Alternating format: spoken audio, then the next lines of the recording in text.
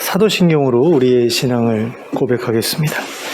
전능하사 천지를 만드신 하나님 아버지를 내가 믿사오며 그 외아들 우리 주 예수 그리스도를 믿사오니 이는 성령으로 잉태하사 동정녀 마리아에게 나시고 본디오 빌라도에게 고난을 받으사 십자가에 못 박혀 죽으시고 장사한 지 사흘 만에 죽은 자 가운데서 다시 살아나시며 하늘에 오르사 전능하신 하나님 우편에 앉아 계시다가 저리로서 산 자와 죽은 자를 심판하러 오시리라.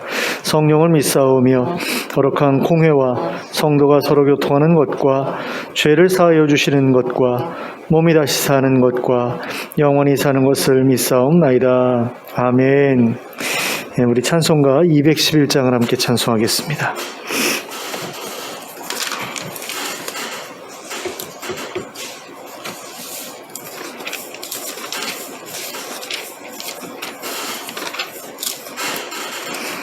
찬송가 211장입니다.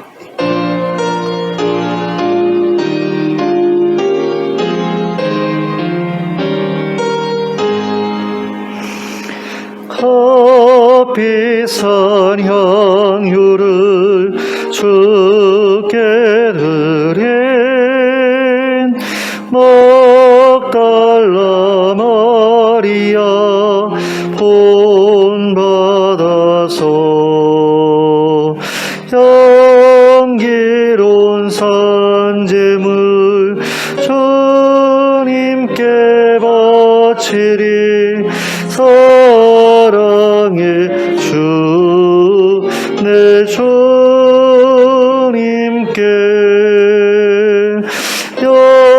연약한 자에게 힘을 주고 어두운 세상에 빛을 비춰 성실과 인내로 내 영죄 이끌리. 사랑의 주 내 주님께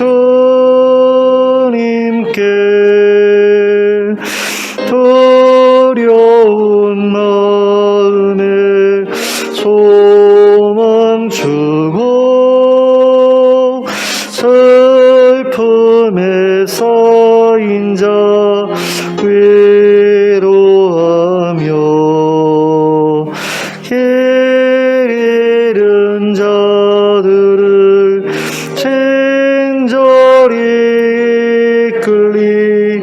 사랑의 주 내 주님께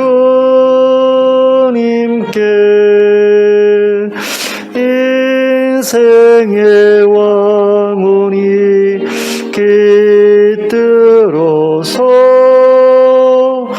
이 땅의 수고가 끝날 때에 주님을 섬기다 평안히 가리라. 사랑의 주 내 주님께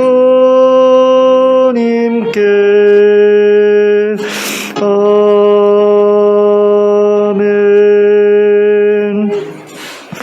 찬송가 218장입니다. 찬송가 218장 함께 찬송합니다.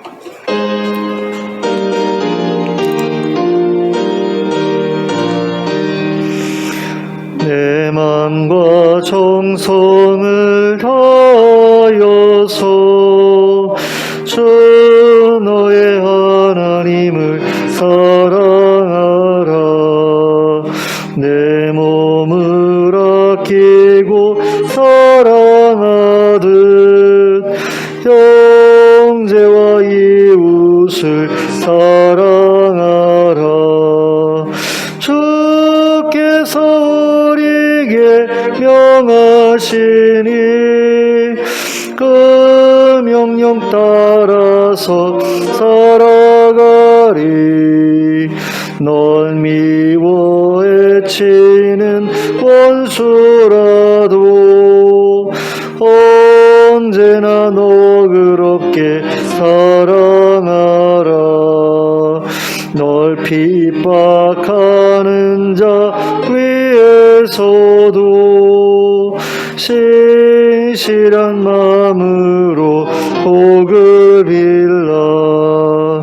주께서 우리에게 명하시니 그 명령 따라서 살아가리. 나 항상 주님을 멀리하고 형제를 사랑하지 못하였다. 이러한 죄인을 사랑하사 주께서 몸버려 죽으셨다. 속죄의 큰 사랑 받은 이 몸 내 생명 다 바쳐 충성하리. 아멘. 오늘 우리에게 주신 하나님의 말씀은 누가복음 15장 11절부터 32절까지의 말씀입니다. 누가복음 15장 11절부터 32절까지 함께 합독하도록 하겠습니다. 시작. 또 이르시되 어떤 사람에게 두 아들이 있는데 그 둘째가 아버지에게 말하되 아버지여 재산 중에서 내게 돌아올 분깃을 내게 주소서 하는지라. 아버지가 그 살림을 각각 나누어 주었더니 그 후 며칠이 안 되어 둘째 아들이 재물을 다 모아가지고 먼 나라에 가 거기서 허랑방탕하여 그 재산을 낭비하더니 다 없앤 후 그 나라에 크게 흉년이 들어 그가 비로소 궁핍한지라. 가서 그 나라 백성 중 한 사람에게 붙여 사니 그가 그를 들로 보내어 돼지를 치게 하였는데 그가 그 돼지 먹는 쥐엄 열매로 배를 채우고자 하되 주는 자가 없는지라. 이에 스스로 돌이켜 이르되 내 아버지에게는 양식이 풍족한 품꾼이 얼마나 많은가. 나는 여기서 줄여 죽는구나. 내가 일어나 아버지께 가서 이르기를 아버지 내가 하늘과 아버지께 죄를 지었사오니 지금부터는 아버지의 아들이라 일컬음을 감당하지 못하겠나이다. 나를 품꾼 중에 하나로 보소서 하리라 하고 이에 일어나서 아버지께로 돌아가니라. 아직도 거리가 먼데 아버지가 그를 보고 측은히 여겨 달려가 목을 안고 입을 맞추니 아들이 이르되 아버지 내가 하늘과 아버지께 죄를 지었사오니 지금부터는 아버지의 아들이라 일컬음을 감당하지 못하겠나이다 하나. 아버지는 종들에게 이르되 제일 좋은 옷을 내어다가 입히고 손에 가락지를 끼우고 발에 신을 신기라. 그리고 살진 송아지를 끌어다가 잡으라. 우리가 먹고 즐기자. 이 내 아들은 죽었다가 다시 살아났으며 내가 잃었다가 다시 얻었노라 하니 그들이 즐거워하더라. 맏아들은 밭에 있다가 돌아와 집에 가까이 왔을 때에 풍악과 춤추는 소리를 듣고 한 종을 불러 이 무슨 일인가 물은데 대답하되 당신의 동생이 돌아왔음에 당신의 아버지가 건강한 그를 다시 맞아들이게 됨으로 인하여 살진 송아지를 잡았나이다 하니 그가 노하여 들어가고자 하지 아니하거늘 아버지가 나와서 권한대 아버지께 대답하여 이르되 내가 여러 해 아버지를 섬겨 명을 어김이 없거늘 내게는 염소 새끼라도 주어 나와 내 벗으로 즐기게 하신 일이 없더니 아버지의 살림을 창녀들과 함께 삼켜버린 이 아들이 돌아오매 이를 위하여 살진 송아지를 잡으셨나이다. 아버지가 이르되 예 너는 항상 나와 함께 있으니 내 것이 다 내 것이로되 이 내 동생은 죽었다가 살아났으며 내가 잃었다가 얻었기로 우리가 즐거워하고 기뻐하는 것이 마땅하다 하니라. 아멘. 예수님께서는 이 땅에 계시는 동안 세리들이나 죄인들과 어울리는 것을 별로 거리끼지 않으셨죠. 그래서 스스럼 없이 어울려 지내셨습니다. 그러나 바리새인들과 서기관들은 세리들이나 죄인들을 배척했습니다. 그리고 예수님이 세리들이나 죄인들과 어울리시는 것에 대해서 늘 비난하며 헐뜯었습니다. 그리고 이러한 바리새인들과 서기관들의 비난에 대해 예수님께서는 세 가지 비유를 들어서 반박하셨습니다. 그 세 가지 비유가 바로 누가복음 15장에 기록된 잃은 양의 비유, 잃어버린 드라크마의 비유, 잃어버린 아들의 비유, 이렇게 세 가지입니다. 지난 주일에 잃은 양의 비유와 잃어버린 드라크마의 비유를 살펴보았기 때문에 오늘은 잃어버린 아들의 비유에 대해 살펴보려고 합니다. 자, 이 비유의 내용을 간단히 요약하면 다음과 같습니다. 어떤 사람에게 두 아들이 있었는데 그중 둘째가 아버지에게 유산을 미리 달라고 요구해서 그것을 받아낸 뒤에 먼 나라에 가서는 허랑방탕하게 살다가 전 재산을 날려버리고 집으로 돌아왔더니 아버지가 그를 내쫓기는커녕 기뻐하며 맞이해 주었다는 것입니다. 자, 그런데 이 내용을 보면 앞서 살펴보았던 두 가지 비유와 조금 다른 점이 있다는 것을 알 수 있습니다. 앞서 보았던 두 가지 비유에서는 잃은 양이나 잃어버린 은화를 주인이 열심히 찾아서 찾아낸 것으로 되어 있습니다. 그런 점에서 잃어버린 아들의 비유가 앞에 두 비유와 같은 맥락을 가지기 위해서는 잃어버렸던 미아를 부모가 열심히 찾아다니다가 마침내 찾아내는 내용으로 만들었어야 합니다. 하지만 이 비유에서는 잃어버렸던 아들이 스스로 되돌아오는 것으로 되어 있습니다. 그러면 예수님께서 잃어버린 아들의 비유를 이런 식으로 구성하신 이유는 무엇이겠습니까? 그것은 이 세 가지 비유를 통해 예수님이 말씀하고자 하셨던 것이 죄인이 회개하고 돌아오는 것을 하나님께서 얼마나 기뻐하시는가에 대한 것이었기 때문입니다. 그러므로 이 비유들에서 잃어버렸던 것을 어떤 방식으로 찾느냐 하는 것은 그다지 중요한 문제가 아닙니다. 중요한 것은 잃어버렸던 대상이 주인이 무척이나 소중하게 여기고 있었던 것이라는 사실과 또한 그 잃어버렸던 대상을 찾았을 때 주인이 무척이나 기뻐했다는 사실이라고 할 수 있습니다. 그런데 잃은 양이나 잃어버린 드라크마는 주인이 찾아 나서야만 찾아지는 존재라고 한다면 잃어버린 아들은 스스로 아버지에게 돌아올 수 있는 존재라고 할 수 있습니다. 그런 점에서 이 비유야말로 죄인이 회개하고 돌이키는 것을 비유하기에 가장 적절한 비유라고 할 수 있겠습니다. 그러니까 앞에 두 비유는 그냥 도입 정도에 해당된다면 세 번째 비유는 정말로 예수님께서 말씀하고자 하셨던 그 핵심적인 내용을 지금 말씀하고 있는 그런 비유라는 거죠. 그런데 이 비유 속에서 죄인이 스스로 회개하고 돌이키는 일의 가치가 강조되려면 이 죄인이 얼마나 형편없는 존재인지가 먼저 언급될 필요가 있습니다. 그래서 예수님은 이 비유에서 잃어버린 아들을 무척이나 못된 사람으로 소개하고 계신 것을 보게 됩니다. 일단 이 아들의 못된 점은 자기 아버지가 엄연히 살아계셨는데도 불구하고 아버지로부터 자기 몫을 달라고 했다는 점이었습니다. 이것은 아버지가 돌아가신 다음에 받게 될 유산을 미리 내놓으라고 했다는 것과 같은 그런 이야기입니다. 그런 점에서 이 아들은 아주 불효막심한 자식이었다라고 할 수 있는 거죠. 그 다음으로 이 아들의 못된 점은 그렇게 해서 아버지께 받은 재물을 모아가지고 먼 나라로 떠났다는 것입니다. 그러니까 아버지의 간섭 없이 또 아버지를 섬기는 일 없이 그냥 내 맘대로 나만 위해서 살겠다라는 그런 이야기죠. 그런데 그렇게 먼 나라로 가서 부지런히 일하며 살았다면 그나마 생각은 있는 놈이구나 하면서 봐줄 수도 있었을 것입니다. 하지만 이 아들은 거기서 허랑방탕하게 지내면서 자신의 재산을 모두 날려버렸습니다. 그리고 그 나라에 크게 흉년이 들어 먹을 것이 없어지자 그제야 정신을 차리고 집으로 돌아왔습니다. 그런데 이 아들이 집으로 돌아올 때 그 아버지의 반응이 어떠했는지 보시기 바랍니다. 20절을 보시면 이렇게 기록하고 있습니다. 이에 일어나서 아버지께로 돌아가니라. 아직도 거리가 먼데 아버지가 그를 보고 측은히 여겨 달려가 목을 안고 입을 맞추니. 자, 아직도 거리가 먼데 아버지가 그를 보았다라고 기록하고 있습니다. 그러니까 아들이 돌아오기를 계속해서 기다리고 있었다는 그런 이야기죠. 그래서 돌아오고 있는 아들을 그 먼 거리에서 발견할 수 있었고 또 달려갈 수 있었다라는 그런 이야기입니다. 그 다음으로 이 아버지가 한 일이 무엇입니까? 종들을 시켜 이 아들의 옷을 갈아입히고 손에 가락지를 끼우고 발에 신을 신기는 일이었습니다. 이것을 보면 이 아들은 제대로 된 옷도 입지 못하고 있었고 발에 신도 신지 못하고 있었다는 것을 알 수 있게 됩니다. 그러니까 거짓골이었다라는 이야기죠. 그런데 신도 신지 못하고 있었다는 것은 어떻게 보면 노예처럼 부려지고 있다가 거기서 탈출해 나왔다라는 것을 의미하는 것일 수도 있습니다. 그러니까 당시에 노예들은 신을 신지를 않았거든요.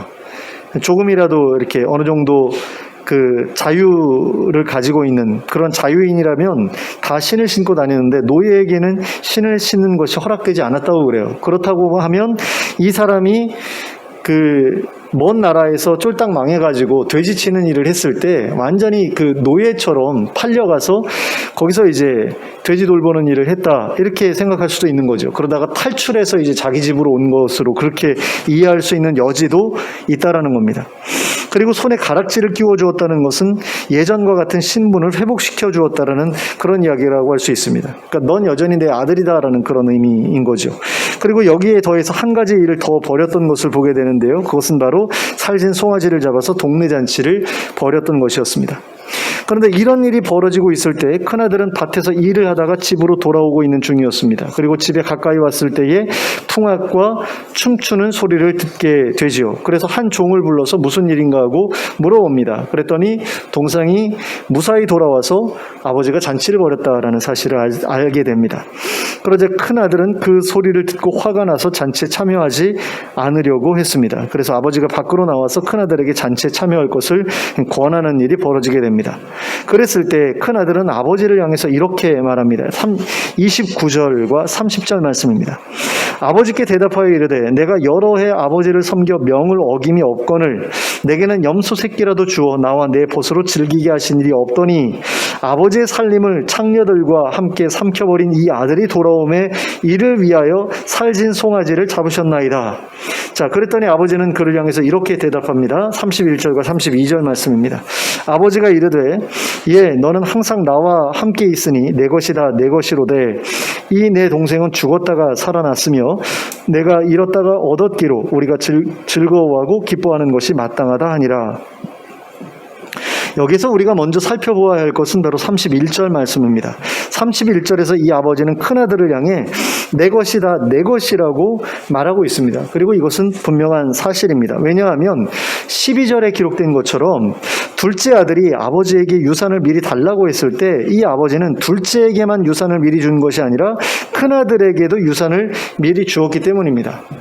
그렇죠? 각각 나눠줬다라고 되어 있잖아요. 12절 후반부에 아버지가 그 살림을 각각 나눠주었더니라고 그렇게 기록하고 있어요. 이미 아버지의 재산을 두 아들에게 다 나눠주었다라는 그런 이야기입니다. 그러니까 아버지의 소유는 지금 없는 거나 마찬가지예요. 그러니까 둘째 아들에게 준 거 둘째 아들 거고 큰아들에게 준 거 큰아들 거고 근데 큰아들과 아버지가 같이 살고 있으니까 마치 아버지 것처럼 느껴지는 거죠. 그러니까 큰아들은 그게 자기 재산인데도 아버지 재산인 것처럼 생각하고 있는 거예요. 그리고 둘째 아들에게 준 재산도 둘째 아들 거라고 생각을 안 해요. 아버지 거라고 생각을 합니다. 그래서 아버지의 재산을 창기와 함께 말아먹었다라고 이야기를 해요. 근데 아버지 거 아니잖아요, 이제는. 아들에게 줬으니까 둘째 아들 거잖아요. 그러니까 자기 거 말아먹은 거거든요. 근데 그거 가지고 아버지 거 말아먹었다라고 이야기를 하고 있고 지금 자신에게 주어져 있는 것도 다 자기 건데 아버지 거라고 생각하고 있는 거예요. 아버지는 아무것도 없는데 근데 그런 아버지를 향해서 나에게는 염소 새끼 한 마리 준 적이 없다라고 이야기를 하고 있어요. 전 재산을 줬는데 그래 자식들한테 그 유대인들의 상속법이 그러잖아요. 맏아들한테는 2몫을 주고 3등분을 해가지고 맏아들한테는 2몫을 주고 둘째 아들한테는 1몫을 주고 해가지고 그렇게 나눠주지 않습니까?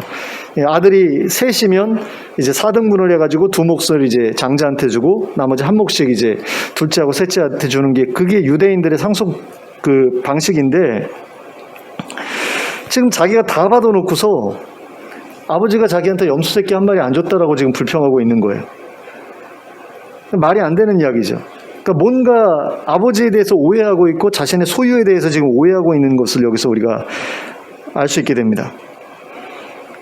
자, 그래서 모든 재산이 다 큰아들 거기 때문에 큰아들은 언제든지 염소를 잡든 송아지를 잡든 해가지고 친구들과 잔치를 즐길 수 있었습니다.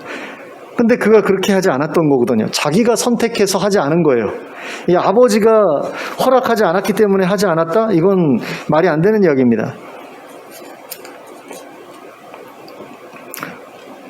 근데 이렇게 재산을 받았는데 동생은 자기에게 주어진 재산을 가지고 가서 마음대로 즐기면서 놀았잖아요. 그런데 이 친구는 자기를 위해서는 한 푼도 쓰지 않고 일만 하면서 살았어요. 그러니까 재산은 계속 불어났을 텐데 자기 재산이 불어난다라기보다는 아버지 재산이 불어난다라고 생각하면서 일을 했겠죠. 근데 왜 그렇게 했을까라는 것을 한번 생각해 보면 그것은 아마도 그가 아버지를 너무나 무서워했기 때문이 아니었을까라는 그런 생각이 듭니다. 그러니까 둘째 아들은 아버지를 너무 가볍게 생각했고 큰아들은 아버지를 너무 무섭게 생각했고 그런 어떤 차이가 있었던 게 아닌가라는 생각이 듭니다. 그러니까 아버지를 너무 우습게 알았던 둘째 아들은 아버지한테 미리 유산 나눠주세요라고 할 정도로 아버지를 함부로 대했던 것을 이제 볼 수 있게 되고요. 큰아들은 아버지를 너무 무섭게 생각했기 때문에 그러니까 아버지 재산 가지고서 자기 인생을 즐길 생각을 전혀 할 수 없었던 거죠. 그저 일만 하면서 지내야 됐던 게 아닌가. 아버지의 명을 내가 한 번도 어긴 적이 없다라고 그래요. 근데 이게 어떻게 가능해요? 정상적인 어떤 가정에서 큰 자녀들은 머리가 크면 아버지한테 가끔은 대들기도 하고 그러잖아요. 가출도 하고 가출까지는 너무 심했나요? 근데 어쨌든 뭔가 자식이 머리가 크다 보면 아버지와 이렇게 충돌도 하고 그러는 게 이제 정상적인데 이 아들은 전혀 그런 게 없었거든요. 그러다가 지금 이제 와서 아버지한테 이제 반발하는 그런 모습을 보여주고 있는데 뭔가 정상적이지 않은 그런 모습을 보게 되죠. 그런 가운데에서 이 큰아들은 아버지를 떠나서 마음껏 즐기며 살았던 동생을 한편으로는 부러워했던 것 같아요. 또 한편으로는 경멸했던 것 같습니다. 그러니까 나는 저놈과 같지 않아 라고 하는 어떤 그런 우월감이 있었던 것 같고 그것 때문에 그 삶을 버텨냈던 게 아닌가라는 그런 생각이 듭니다. 그러다가 이제 둘째 아들이 실패했다는 소식을 듣게 되죠. 그랬을 때 얼마나 기뻐했을까라는 그런 생각도 해보게 됩니다. 그러면 그렇지라고 생각했을 것 같아요. 꼴 좋다. 그렇게 살더니 잘됐다. 이런 식으로 아마 생각하지 않았겠나라는 생각이 듭니다. 그리고 동생과 다르게 살아온 자신에 대해서 굉장히 뿌듯한 마음을 품게 됐을 것 같아요. 부지런히 일하면서 아끼면서 살았던 자신에게 칭찬을 해주고 싶었을지도 모르겠습니다. 그런데 동생이 돌아오자 모든 것이 이상하게 흘러가죠. 자기 같았으면 집에도 들어오지 못하게 했을 동생인데 아버지는 뭐가 그리 기쁘다고 동네 잔치까지 벌여줍니다. 큰아들로서는 도저히 용납할 수 없는 일이 벌어졌던 겁니다. 하지만 아버지의 입장은 달랐습니다. 아버지는 둘째가 자신을 떠나 먼 곳에 가서 죽었는지 살았는지도 알 수 없는 그런 상황이 무척이나 힘들었습니다. 그런데 그랬던 아들이 살아서 돌아왔으니 자식을 잃었다가 되찾은 것이나 마찬가지였을 겁니다. 그래서 기쁘고 즐거워하는 것이 그에게는 너무나 자연스러운 일이었을 거예요. 재산을 다 말아먹었든 아니든 그 아들이 자신의 아들이라는 사실에는 아무런 차이가 없었기 때문입니다.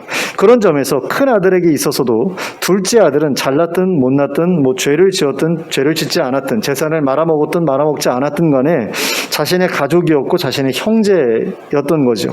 그러므로 소중히 여겨야 할 대상이었고 그가 돌아왔을 때 아버지처럼 기뻐하는 게 사실은 맞는 그런 반응이었던 거죠. 하지만 큰아들에게 있어서 둘째 아들은 어떤 존재였을까요? 가족이나 형제이기보다는 경쟁의 대상이었던 것 같습니다. 아버지의 사랑을 두고 경쟁하는 상대였고 사회적인 성공을 두고 경쟁하는 상대였을 뿐이지 가족이나 형제라는 어떤 그런 의식은 없었던 것 같아요. 그래서 그 상대가 실패하면 좋은 일이고 또 망해버려도 좋은 일이었던 거죠. 어쩌면 죽어버리면 더 좋은 일이었을지도 모르겠습니다. 그 아들의 입장에서는, 큰아들의 입장에서는 그런 마음이었을지도 모르겠어요. 죽어서 돌아오지 않았으면 좋겠다라는 그런 생각이 있었을지도 모른다라는 거죠. 근데 바리새인들의 마음도 이와 다르지 않았다라는 겁니다. 바리새인들은 유대라는 나라가 번창하기 위해서는 그 나라가 자신들 같은 사람들로만 구성되어 있어야 한다고 생각했어요. 그러니까 하나님의 나라잖아요. 이스라엘은 유대라는 나라는 하나님의 나라 아닙니까? 근데 그 하나님의 나라가 복을 받기 위해서는 어떻게 해야 되죠? 하나님의 뜻대로 사는 사람들이 되어야 되죠. 그 나라의 구성원 모두가 하나님을 사랑하고 하나님 뜻대로 율법을 잘 지키면서 사는 사람들이 되어야 한다라는 생각이 바리새인들에게 있었잖아요. 그렇게 하지 않았기 때문에 자기네들이 포로로 끌려갔다 돌아왔으니 이제부터라도 하나님을 사랑하고 하나님 율법 잘 지키면서 살자. 그래야 우리나라가 부강해져서 저 로마처럼 될 거야. 그런 생각을 가지고 있었던 사람들이 바로 바리새인들이었다라는 거죠. 그런 사람들이 볼 때에 세리들과 죄인들은 어떤 사람들입니까? 매국노나 다름이 없는 사람들인 거예요. 세리야 로마 편에 붙어가지고 세금 거두는 일을 했으니까 당연히 매국노라고 할 수 있지만 그렇지 않고 그냥 뭐 몸을 팔든 아니면 뭐 도둑질을 하든 어쨌든 하나님께서 원하지 않는 그런 삶을 살고 있는 사람들은 무조건 매국노일 수밖에 없는 거예요. 바리새인들에게는. 왜냐하면 저 사람들 때문에 하나님께서 우리나라를 이렇게 번창하게 해주시지 않는 것일 수 있다라는 그런 생각이 그들에게 있었기 때문에. 그러니까 바리새인이나 세리들이나 죄인들은 이 나라에 있어서는 안 되는 존재라고 그 사람들은 생각하고 있었던 거죠. 그러니까 우리나라에는 죄 짓는 사람이 없어야 돼라는 어떤 그런 생각이 있었던 거예요. 근데 그런 생각을 가지고 있었다라고 한다면 이렇게 생각할 수도 있잖아요. 저 사람들을 좀 변화시켜서 죄 안 짓게 만들어야 되겠다. 이런 생각도 할 수 있지 않습니까? 그런데 그런 생각은 없었다라는 거죠. 바리새인들에게는.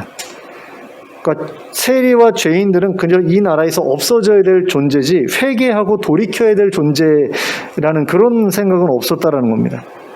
왜 그랬을까를 생각해 보면 한 번 죄인은 영원한 죄인이라고 생각했던 게 아닌가라는 그런 생각이 들어요.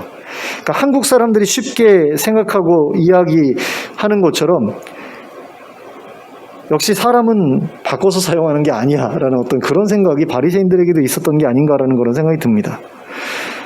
근데 한국 사람들 그런 생각 굉장히 깊게 뿌리 박혀 있는 것 같아요.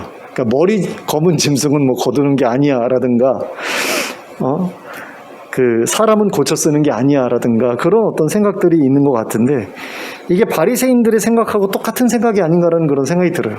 왜 바리새인들이 세리들이나 죄인들에 대해서 그렇게 가혹했을까를 생각해 보면 사람은 쉽게 변하지 않아라는 어떤 그런 생각이 있었기 때문이 아니겠는가. 한 번 죄인은 영원한 죄인이라고 생각했기 때문이 아닌가라는 그런 생각이 들거든요. 근데 그런 생각을 바리새인들이 가지고 있었는데 어쩌면 오늘날 기독교인들도 그와 비슷한 생각을 가지고 살아가고 있지는 않은가라는 그런 생각도 한번 해봅니다. 자, 그래서 이 바리새인들은 세리들이나 죄인들은 어서 빨리 없어지는 편이 낫다라고 생각했을 것 같고요.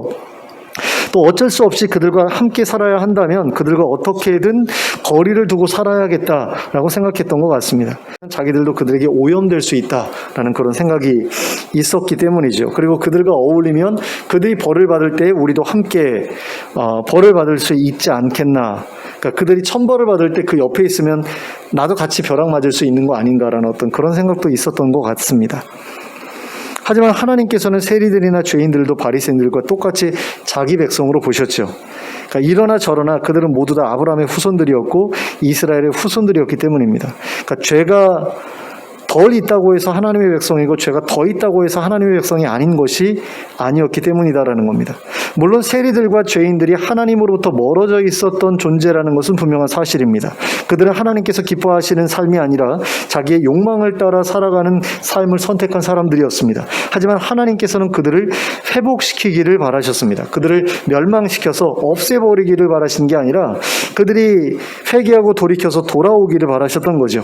그래서 하나님의 백성다운 삶을 새롭게 시작하게 되기를 바라셨던 겁니다. 그 일을 위해서 하나님께서는 선지자를 보내셨던 것이고 예수님을 보내셨던 거죠. 원래는 바리새인들이 그 일을 했어야 했는데 그들은 그 일에 조금 더 관심을 보이지 않았기 때문에 그들 말고 다른 사람들이 필요했던 겁니다. 그 세례 요한이 필요했던 것이고 예수님이 필요했던 거죠. 만약에 바리새인들이 제대로 했다. 하나님이 원하시는 대로 세리들한테 가서 그들이 회복될 수 있도록 돕고 죄인들한테 가서 그들이 회복될 수 있도록 도왔다면 예수님께서 굳이 오시지 않으셨을 수도 있지 않았을까. 물론 속죄사역을 위해서는 예수님이 오셔야 되는 일이 필요했겠지만 그게 아니라 뭔가를 가르칠 필요는 없으시지 않았겠나라는 그런 생각이 든다라는 겁니다. 바리새인들이 이미 알아서 다 잘하고 있었으면 굳이 세례 요한이 와서 예수님이 와가지고 가르칠 필요가 없었을 것이다라는 거죠. 자, 바리새인들이 세리들이나 죄인들을 돌이키는 일에 관심을 갖지 않았던 이유는 앞서 말씀드렸던 것처럼 우월감 때문이 아니었겠나라는 그런 생각을 해봅니다.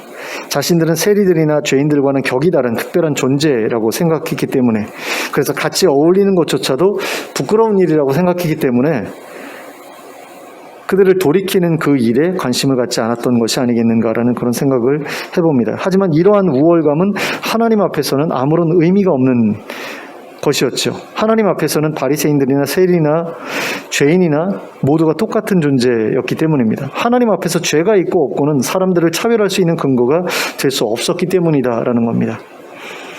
구약 성경을 보다 보면 하나님 앞에서 의로운 사람들은 복을 받고 의롭지 않은 사람들은 저주를 받잖아요. 그러다 보니까 하나님은 의로우냐 아니면 죄인이냐, 그걸 가지고서 사람을 차별하시는구나라는 그런 생각을 우리가 하게 되거든요. 근데 엄밀한 잣대를 들이댈 때에는 그게 달라집니다. 그러니까 하나님 앞에서는 모든 인간이 똑같이 다 죄인일 수밖에 없는 거예요. 그리고 어떤 사람이 지능이 높다고 또는 체력이 뛰어나다고 어떤 기술이 뛰어나다고 해가지고 다른 사람들보다 더 우월한 존재가 된다? 이것도 아니라는 겁니다. 그러니까 엄밀한 기준, 하나님의 엄밀한 잣대를 들이대면 모든 사람들이 다 똑같은 존재일 뿐이라는 거죠. 그리고 언약 안에서는 모든 사람들이 다 똑같이 하나님의 백성일 수밖에 없는 거예요. 그러니까 유대인이라는 어떤 그런 신분을 가지고 있다라고 한다면 혈통적으로 아브라함의 후손이고 이삭의 후손이고 이스라엘의 후손이기 때문에 하나님과 언약 관계 속에 있는 사람들이라는 점에서 다 똑같다라고 볼 수 있다라는 거죠. 지금 하나님으로부터 멀어져 있다, 언약을 제대로 지키지 않고 있는 상태에 있다라는 것도 그들이 회개하고 돌이키기만 하면 회복될 수 있는 어떤 그런 관계에 불과한 것일 뿐이지, 그것이 절대적으로 저놈은 내 백성이 아니야 라고 말할 수 있는 어떤 근거가 될 수는 없다라는 거죠. 그러면 도대체 하나님께서 사람들의 우열을 판단하시는 기준은 무엇이냐라고 했을 때, 구약 성경에서는 죄인이냐 의인이냐의 어떤 차이를 가지고 우열을 판단하는 것처럼 보였다면, 신약에 와서는 다른 기준을 하나님께서 제시하시는데 그게 바로 사랑이다라는 겁니다. 그러니까 오직 사랑할 줄 아느냐 아니냐를 가지고 사람의 우열을 판단하시더라라는 거죠. 성경을 보다 보니까. 그러니까 예수님이 오시기 전과 오신 후에 어떤 사람들을 평가하시는 그 잣대가 완전히 뒤집어진 것을 우리가 보게 되는데, 아직까지도 많은 사람들이 그 구약 성경에 기록되어 있는 어떤 그런 그 기준이 지금까지도 계속되는 줄로 생각을 해요. 그러니까 바리새인들과 똑같은 생각을 가질 수밖에 없는 거죠. 바리새인들의 생각은 구약에 한정되어 있잖아요. 그래서 하나님 앞에서 의롭게 살면 복 받고 죄 지으면 벌 받고 이거밖에는 없지 않습니까? 근데 예수님 오신 이후로는 바리새인들의 그 기준이 잘못됐다라고 계속해서 말씀하시면서 다른 기준을 제시하시지 않습니까? 그게 바로 사랑이라는 거죠. 그래서 사랑할 줄 아느냐 사랑할 줄 모르느냐에 따라서 하나님 앞에서 괜찮은 사람이냐 아니면 별로이냐라는 게 결정이 된다라는 겁니다. 다르게 말하면 예수님을 닮았는가 예수님을 닮지 않았는가 하는 기준을 가지고 하나님께서 사람들을 평가하기 시작하시게 되었다라는 거죠. 신약시대 이후로. 그러니까 우리가 사람들을 평가하는 기준과는 완전히 다른 기준을 신약 성경에서부터 하나님께서 보여주고 계신다라는 겁니다. 그래서 우리에게 조금은 생소하고 낯선 어떤 그런 느낌이 있습니다. 하지만 하나님 나라에 들어갈 때 하나님께서는 오직 이 기준만을 가지고 우리를 평가하실 것이다 라는 것을 생각하면 이건 엄청난 거죠. 굉장히 중요한 그런 교훈이 아닐 수가 없습니다.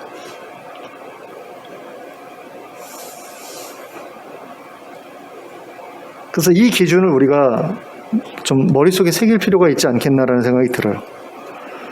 그러니까 우리가 사람들을 평가하는 기준들이 사회적인 그 세상적인 기준하고 별로 차이가 없거든요. 공부 잘하고 그다음에 뭐 사회에서 능력이 있고 지위가 높고 돈이 많고 그러면 이제 성공한 거, 그리고 그 성공을 이뤘으면 우등한 거, 근데 그게 안 됐으면, 그런 게 없으면 열등한 거, 이런 식으로 보거든요.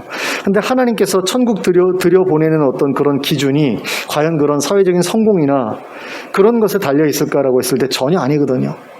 왜냐하면 그렇게 되면 무학자들 또는 뭐 지적장애인들, 이런 사람들은 어떻게 평가를 할 수가 있겠어요? 어떻게 하나님께서 평가해서 그 사람들을 하나님 나라에 드릴 것인가 말 것인가, 어떻게 사회적인 성공이 기준이 된다, 어떤 능력이 기준이 된다, 의롭게 산게 기준이 된다. 그러면은 뭐 지체장애인 같은 경우는 움직일 수가 없이 계속해서 누워만 지냈던 사람은 죄질 어떤 저기가 없었기 때문에 그 사람들은 천국 가고 뭐 아니면 지옥 가고 이렇게 되느냐, 뭐 여러 가지 기준들을 우리가 생각해 볼 때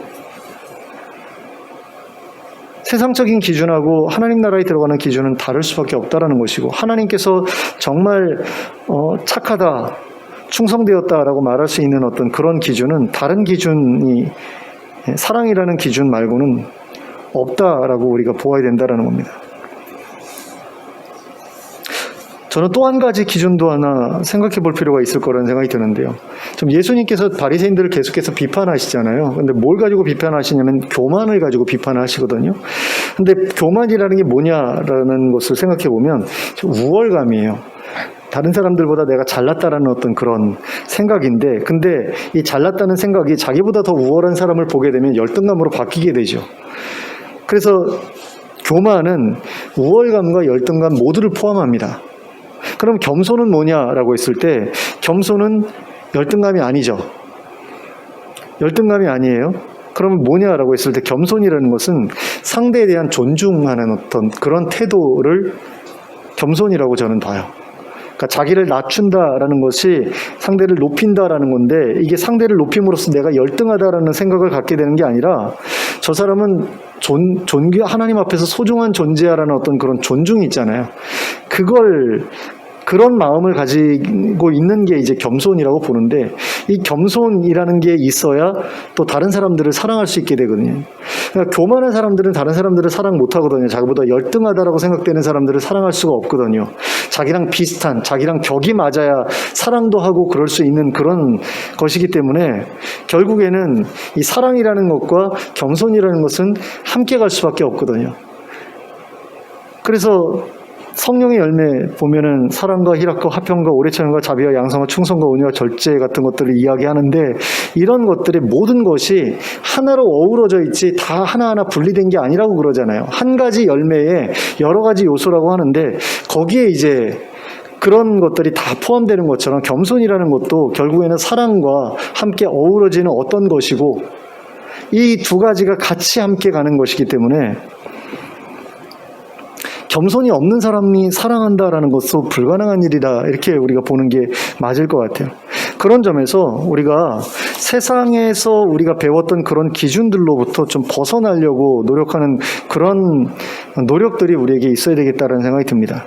그러니까 자기와 다른 사람들을 계속해서 비교하고 경쟁하는 어떤 그런 태도, 거기서 벗어나지 못하면 우리는 이 동생을 동생 취급 안 했던 이 형하고 똑같은 그런 모습으로 살아갈 수밖에 없게 되거든요.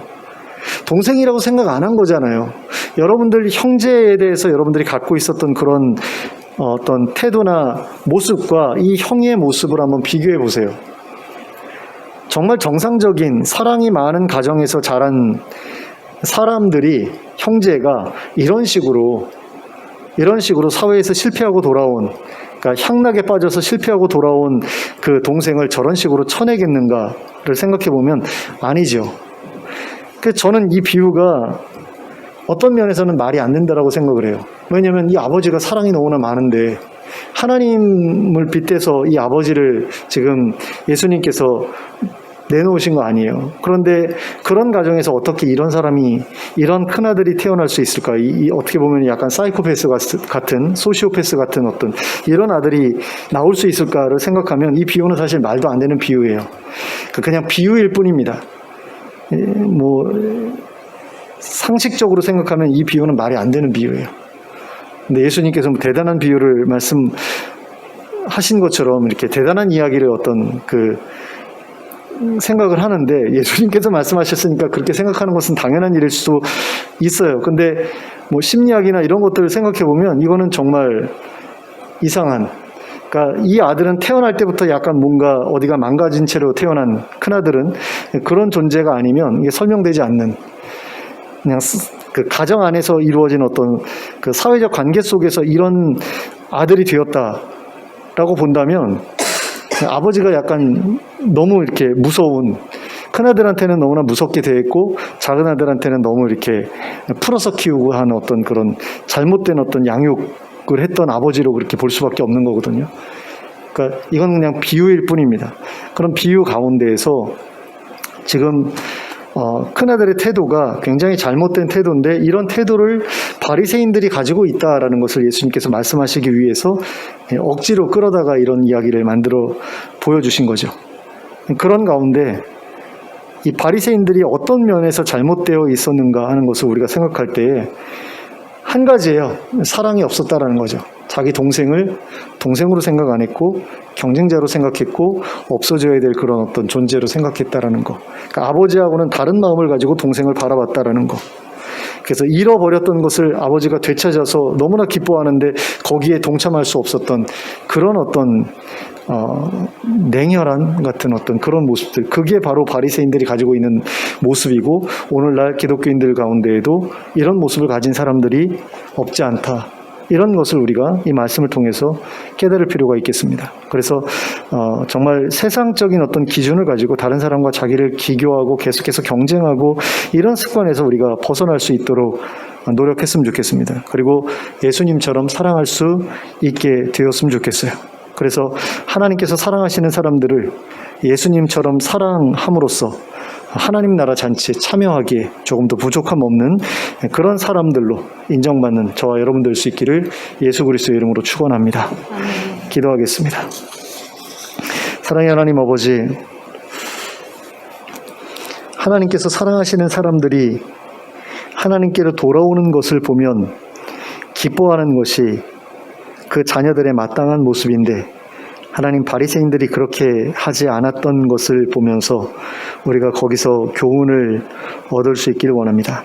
하나님께서 이 세상에 사람들을 자기 형상대로 창조하셨고 그 사람들을 통해서 하나님 나라를 아름답게 세우시기를 원하셨는데, 하나님 그 일에 동참하기를 원하는 자로서 많은 사람들이 하나님께로 돌아오는 것을 보면서 기뻐해야 되는 것이 우리의 마땅한 자세라는 것을 오늘 본문을 통해서 우리가 다시 한번 생각해 보았습니다. 그런데 세상에는 우리가 멀리하고 싶은 사람들이 있고 가까이 하지 않기를 원하는 사람들이 있고, 또 그들에게 다가가는 것이 귀찮고 또는 불편하게 느껴지는 그런 일들이 너무나 많이 있는 것을 봅니다. 그런데 이것이 정상적인 그런 생각이 아니라는 것을 우리가 깨닫기를 원합니다. 하나님 나라 백성이라면 이런 생각에서 벗어나서 모든 사람들을 사랑하고 아껴야 되는데, 우리가 세운 어떤 기준에 따라서 어떤 사람들은 가까이 하고 어떤 사람들은 멀리 하는 것이 우리의 일반적인 태도인 것을 봅니다. 하나님, 이런 태도를 우리가 계속해서 돌아볼 수 있기를 원합니다. 이게 과연 하나님께서 기뻐하시는 일인가? 정말로 내가 감당할 수 없기 때문에 내가 이것을 불편해하는 것인가? 이것이 나에게 너무나 고통이 되기 때문에 내가 불편해하는 것인가? 아니면 내가 이것이 우월감 때문에 나오는, 다른 사람들을 멸시하기 때문에, 교만하기 때문에 이런 식으로 대하는 것 아닌가? 이런 것들을 우리가 잘 판단할 수 있길 원합니다. 그래서 정말로 감당할 수 없는 일이라면 우리가 어쩔 수 없겠지만, 정말로 감당할 수 있는 일임에도 불구하고 우리의 교만 때문에 다른 사람들을 평가하고 또 배척하는 것이라면 그런 잘못된 태도에서 우리가 벗어날 수 있게 되기를 원합니다. 그리고 하나님의 마음을 가지고 그들에게 다가설 수 있기를 원합니다. 예수님처럼 다가서서 그들에게 사랑을 보여줄 수 있게 해주시길 원합니다. 그럼으로써 하나님 나라에서 잔치가 벌어질 때에 격을 따지면서 참석하지 않으려 했던 그런 교만한 자들과 다르게 그 자리에 참여하는 것을 큰 기쁨으로 알고 즐거움으로 알다가 그곳에서 정말 하나님께서 사랑하신 많은 사람들과 함께 어울려 기뻐할 수 있는 저희 모두가 될 수 있도록 인도하여 주시옵소서. 예수 그리스도의 이름으로 기도하였습니다. 아멘.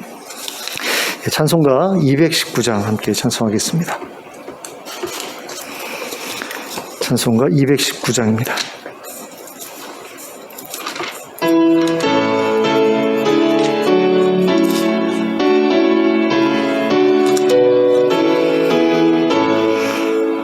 주 하나님의 사랑은 한없이 넓으사 온 세상 모든 백성을 그 자녀 삼았네.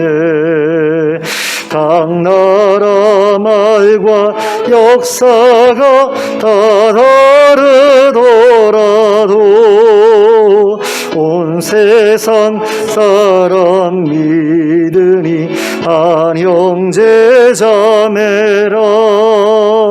큰 은혜로서 고르게 복 내려주시고 다 같은 주의 계시를 늘 보여주시네. 하나보지신 하나님 다 같이 모시고 만 백성 서로 지체니 한 형제 자매라. 싸워서 받은 상처를 곧낫게 하시고 그 교만함과 간사함 다 소멸하시네. 각 나라 서로 도우며 참 사랑으로서 주 하나님을 섬기니 한 형제 자매라. 그 평화로운 검은 곳 한 곡 졸리니 저지러운 소리들 곧 그쳐버리네. 큰 영광 보는 그날을 늘 기다리나니 그 나라 올라가서도 형제 자매라. 아멘. 주님 가르쳐 주신 기도로 예배를 마치겠습니다. 하늘에 계신 우리 아버지여, 이름이 거룩히 여김을 받으시오며 나라가 임하시오며 뜻이 하늘에서 이루어진 것 같이 땅에서도 이루어지이다.